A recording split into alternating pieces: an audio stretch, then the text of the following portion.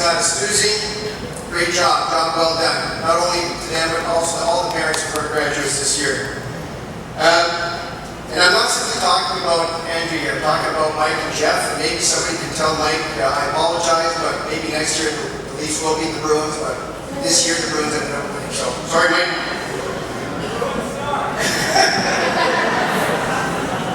And I'm more than a little upset that there are no more bad students coming our way.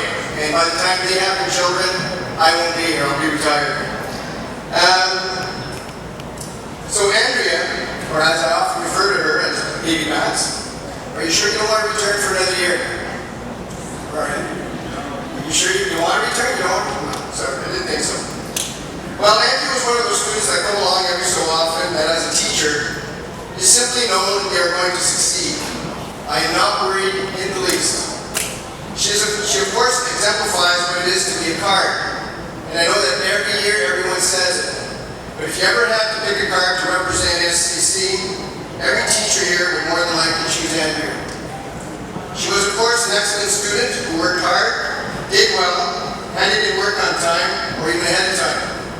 She was also a great team member who showed what it was like to be a true leader, whether it be on the basketball court, on student council, or in the classroom. Andrea was always got the best out of her teammates and classmates. As many of you know, I enjoy politics and love teaching civics as well as Canadian international politics. We debated laws, passed laws, and also had question period every day. Danielle, where are you today? You may have been the best prime minister that I ever had in that class, but Andrea took you to task every day. She was the best leader of the opposition we ever had as well. Find my spot. If any of these two ever run for political office, seriously, vote for them. You'll be doing your country a favor. If this is what our future leaders are going to be like, we are in good hands. Andrea always, and I mean always, came to class smiling, and it was contagious. Her enthusiasm was contagious. It was impossible to be in a bad mood if Andrea was around. I really don't know how to describe her sense of humor, but it was very much appreciated. It's students like her that made teaching fun. It wasn't hard to get up in the morning to come to work with students like that. When classes like Andrea come along, time truly does fly by. Parents can identify with this as well with their own children. I know I do as a parent of 3 girls. It seems like yesterday we were bringing them home from the hospital, and now they're graduating high school or university, in my case, or eventually getting married and having children of their own. We as teachers only get them for 4 years, fleeting years. Then they are gone, sometimes never return. As for Andrea, I know SCC will always be home to her. And she knows she is always welcome to come to visit. Room 239 is not going anywhere, and Andrea's our buddy. We will both miss you. Please help me now in giving a warm welcome to your 2013 valedictorian, Andrea Madison.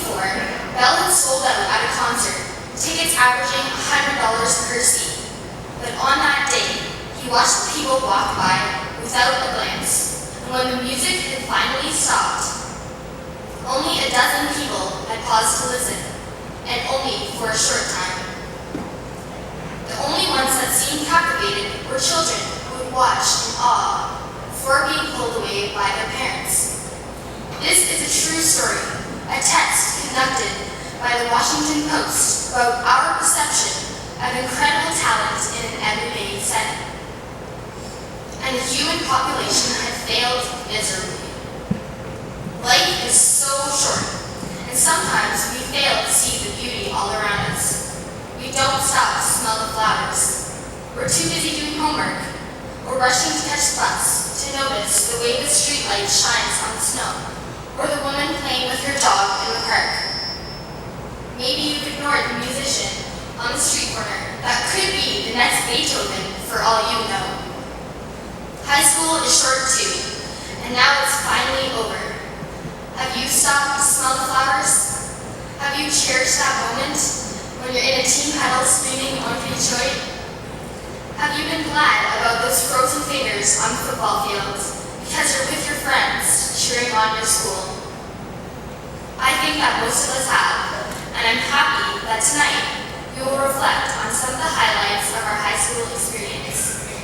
My name is Andrea, and I'll hopefully inspire you tonight with my own perception of Bach's chanson.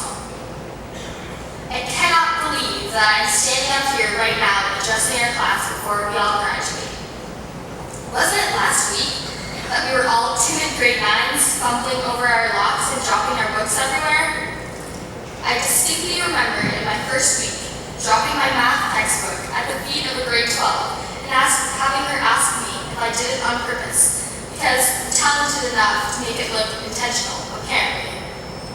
I was mortified. Yes, high school has had its ups and downs. Of course, it wasn't perfect. Some of you, like me, had an absolute blast in high school. And some of you probably just want to move on. But whether you'll miss high school terribly or never look back, tonight is a night to celebrate how far we've come from those little grade 9s dropping books at the feet of 12th graders. How far we've come indeed. Does anyone remember the grade 9 version of me? Did anyone even know who I was? Probably not, because as far as I can recall, I was as shy and awkward as they come. High school has taught us all so much, not only academically, but also about ourselves. We finally stepped, maybe even leaped, out of our comfort zones and developed into the fine young adults we are today. But you've discovered a talent for singing, acting, playing basketball, playing a musical instrument, or maybe even Tetris. We've all learned something about ourselves during our 4 years here. We've learned about Pythagoras and his theorem, Newton and his laws, and Socrates and his philosophy. We've learned to accept this bird's sarcasm and this recruit's nicknames that we'll probably never live down. I still don't remember what I did to deserve mine. Bad as doozy, what a doozy. We've learned that not studying for Romero's bio quiz was possibly the worst mistake you've ever made in your life. We've definitely learned not to argue with Mr. Kingshot because face it, you'll lose. Mr. Yamal taught us to think for ourselves, how to have a good debate, and always to keep a list of places that start with the letter A handy. Mr. Yamal, your politics class was worth it, even though I had to take physics online and you all had to listen to me complaining about it. When I look around this gym, I can't help but feel a flood of nostalgia. It's where we had grade 9 day in the second week of school, and where we were finally, after 4 years, grade 12 leaders. There have been dances and assemblies, winter carnivals and pep rallies. We've practiced Live the Experience about 1 million times a year. We've collected and counted hundreds of canned food for our food drive each year.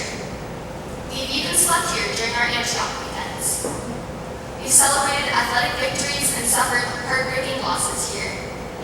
But whether you've left a banner on the wall or a birdie in the ceiling, your impact will be forever left in this gym. Each and every one of you has felt 100 different emotions here, and it's all been soaked into these walls. You have left your mark. It would not have been the same were you not sitting in that desk, were you not walking down that hallway or sitting in your chair right now. There would be an empty space where you fit. Even if you don't think so, you belong here for a short time. You wear that St. Charles College uniform that's been through the wash countless times for a reason. But now it's time to move on. The future is stretched out ahead of us all like a forked road. You know it won't be easy, and you know it won't always be fun. But without the challenges and struggles, we would never learn to appreciate the times in our lives when we can coast downhill and simply enjoy the ride. We all have to have choices ahead of us, and some of us, maybe me, don't have a clue what they want out of life. When you look down that forked road, I hope that instead of seeing a whole lot of work, a few inevitable tears, or the end of a chapter of your life, you see instead opportunity, possibility, and hope. The beginning of a new, even better chapter. You're only happy if you choose to be happy. So please, choose happiness. Your outlook and perception changes everything. Either the guy in the street corner is an incredible prodigy playing a 300-year-old violin, or he's just a guy looking to make a few extra bucks. The glass is half empty, or it's half full. It's all about how you perceive things. Even with the right attitude, it's not going to be a walk in the park. It'll probably be more like a nice 48-kilometer hike up a Guatemalan volcano. But approach it positively, and it won't seem as daunting anymore. Whatever the future brings, we can always look back upon high school as a great experience. Even though the metaphorical door to high school is closing, there's still time to stick your foot in the door and take a last, long look. Coming to St. Charles College was one of the best decisions I've ever made. I'm so glad to have met all of you, and I'm so glad to say that I've been part of this family for 4 years. We are truly a great class with many talented students. I can only hope that someday I can find somewhere else that I can truly feel like I belong like I do here. So thank you. Thank you to all my classmates, all of you, for making this the best 4 years it could be. Thanks for trusting that I won't make a fool of myself out of here. Thank you for our teachers and the entire staff for making learning fun at times. And thank you to our parents who have always been there to encourage, to guide, and sometimes to nag. I'd like to leave you all with a quote written by my favorite author of all time, and a woman who I consider to be my greatest inspiration. It was J.K. Rowling who said, "It is impossible to live without failing at something, unless you live so cautiously that you might as well not have lived at all, in which case you have failed by default." We've all failed a test in high school, I'm sure, unless maybe you're a certain someone that impossibly seems to get 100% in every math class I've ever had with them.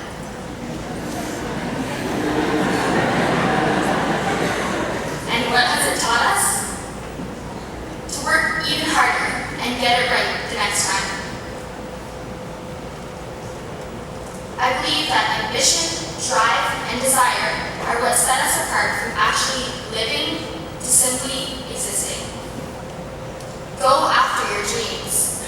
How can you know you'll fail if you've never tried? If you want something, go get it. It's true that the future starts now, but don't forget about living in the moment too, and appreciating the beauty you see every single day. Never lose that childlike awe. Stop and listen to the violinist for a moment, even if he isn't Joshua Bell. Enjoy it, because you're only in high school once. I know that after I write my last exam, I'll never walk into the building as an SEC student again. That time of our lives is over for all of us. It's time for us to look forward to what's ahead, because although it's sad to leave, we still have plenty more life to live, and I can't wait to live it. Even though we're leaving, we know we will always be a part of this school, and it will be a part of us. Once apart, always apart.